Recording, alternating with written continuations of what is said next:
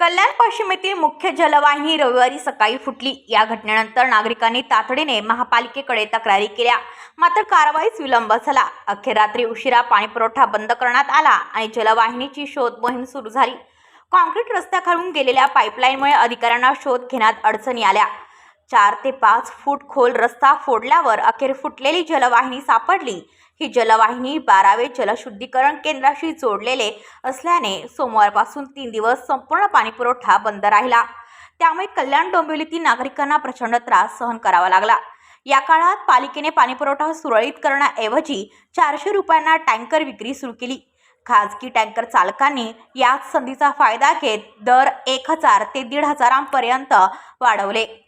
नागरिकांनी रात्री 3 वाजता टँकर समोर रांगा लावून पाणी भरताना दिसले।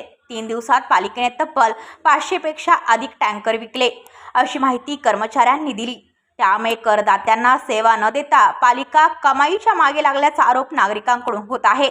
या संदर्भात संपर्क केला असता पाणीपुरवठा प्रमुख अधिकाऱ्यांनी फोन बंद ठेवला, तर इतर अधिकाऱ्यांनी केवळ पाईपलाईन दुरुस्ती झाली असून काही भागात पाणी सुरू आहे असे सांगून विषय टाळला। तर महापालिका ही नागरिकांची सेवा करणारी यंत्रणा आहे की कमाई करणारी संस्था? कल्याणकरांत प्रश्न उपस्थित।